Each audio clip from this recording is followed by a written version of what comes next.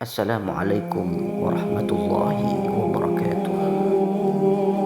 Bismillah, alhamdulillah, wassalatu wassalamu ala rasulillah Sayyidina wa maulana Muhammad ibn Abdullah wa ala alihi wa sahbihi wa mawalah. Wa la hawla wa la quwwata illa billah mawa'adah. Allahumma salli ala Sayyidina Muhammadin. Qad daqat hilati adrikni ya Rasulullah. Rabbi yassir wa la tu'assir. Rabbi atmim lana minka bi khair. Hadirin yang dimuliakan Allah Subhanahu wa taala. Kita sebagai manusia Allah ciptakan tidak lain hanya untuk beribadah kepada Allah Subhanahu wa taala. Sebagaimana Allah Subhanahu wa taala berfirman dalam Al-Qur'an, A'udzu billahi minasyaitonir rajim. Bismillahirrahmanirrahim. Wa ma khalaqatul jinna wal insa illa liya'budun. Kata Allah dalam Al-Qur'an, tidaklah aku ciptakan jin dan manusia kecuali hanya untuk beribadah, menyembah, mendekatkan diri kepada Allah Subhanahu wa taala. Maka sangat zalim diri kita kalau tidak beribadah kepada Allah. Apa itu zalim? Zalim itu berarti tidak menggunakan haknya sesuai dengan haknya. Allah ciptakan celana kita contoh celana yang harusnya kita pakai di tempatnya malah tidak di tempatnya, ditaruh di kepala semisal. Itu namanya zalim. Sama manusia semisal, harusnya manusia itu ya beribadah pada Allah, menyembah kepada Allah, dia malah tidak mau beribadah, bahkan durhaka kepada Allah, berbuat dosa kepada Allah, maka sangat zalim. Maka hati-hati ikhwani rahimani wa rahimakumullah. Dan ibadah itu ada caranya. Jangankan ibadah, dalam Islam itu hal yang paling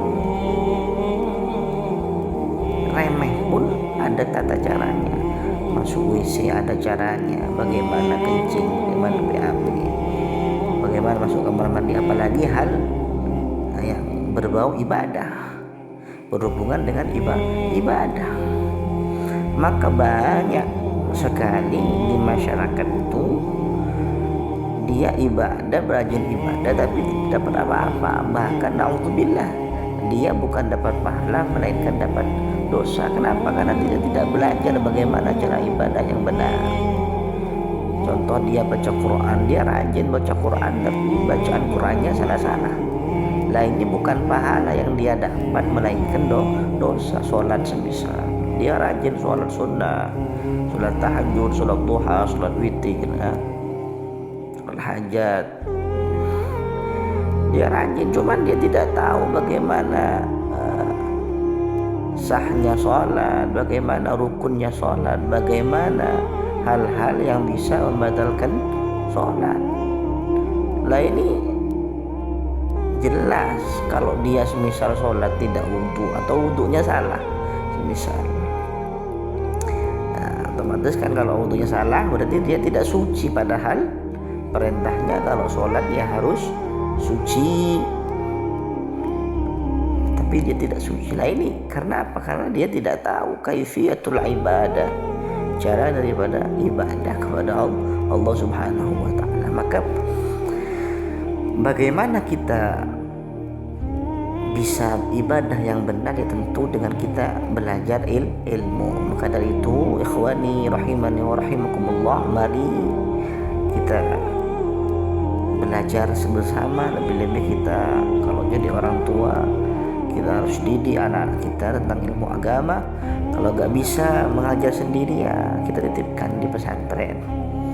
Maka insya Allah harapan atau tujuan Allah menciptakan manusia akan berjalan dengan sebaik mungkin, dan insya Allah ketika kita sudah beribadah kepada Allah dengan sebaik-baiknya ibadah sesuai dengan syariat baginda Nabi besar Muhammad SAW, insya Allah kita akan fid dunya hasanah wa fil akhirati hasanah, dan pada akhirnya waqina adzabannar, Allah selamatkan kita daripada siksa api neraka-Nya Allah Subhanahu wa ta'ala. Semoga kita semua selamat dunia dan akhirat, berkah selalu untuk kita semua. Wallahul muwaffiq ila aqwamit thoriq. Assalamualaikum warahmatullahi wabarakatuh.